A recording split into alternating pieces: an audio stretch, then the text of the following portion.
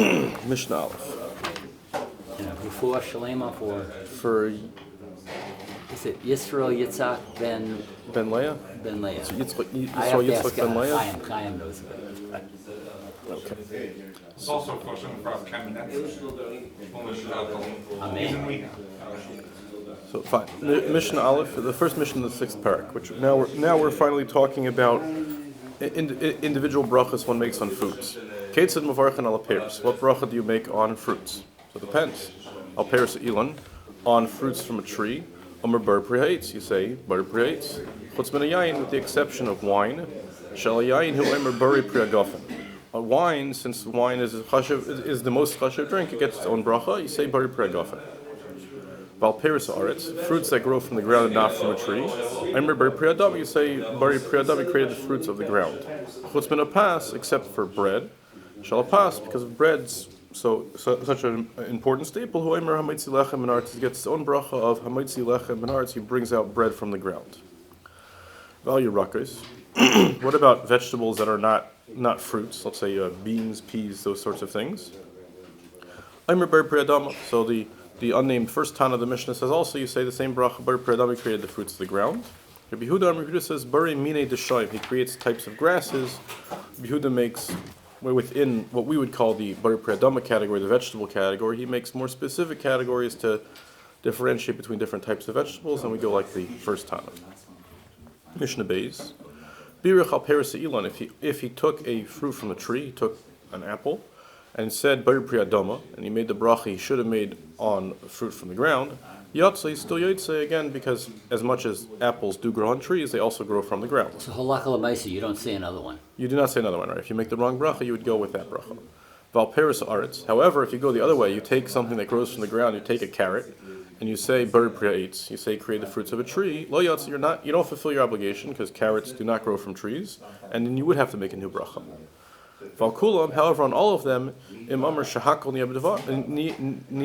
If you said everything happens with Hashem's will, then Yatsa, because it's true about anything. Everything is all created by Hashem's will, so that bracha would cover anything. So if you drank wine and said Shehakol, you'd be Yotzi? Yes. Shehakol would technically cover anything.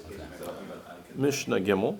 Al davar she'en gedula min art, something that does not grow from the ground, right? So Mishnah Aleph was things that grow from the ground, whether they grow from a tree or not from a tree. From a tree is Borei Pri Ha'etz, from the ground is Borei Pri HaAdamah. Mishnah Gimel is now what about things that don't grow from the ground? Amar Shehakol, that's what we know. You say Shehakol on those things. What are some examples? So these are fine.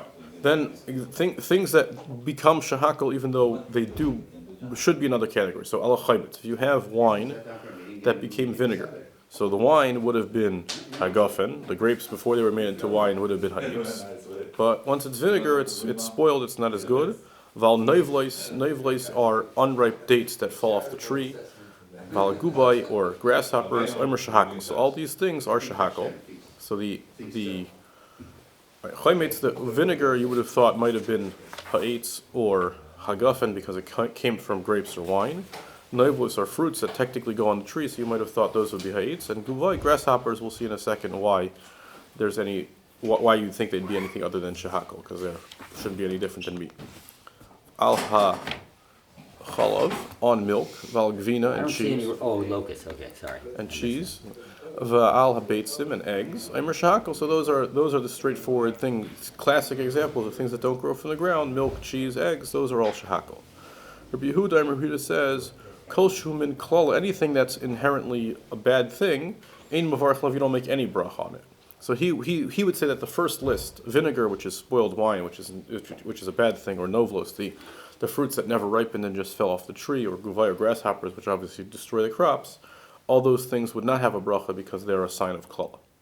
And we go like the first Tana, we would make a shehakol on any of these things if you happen to eat them, which doesn't happen so often, at least not.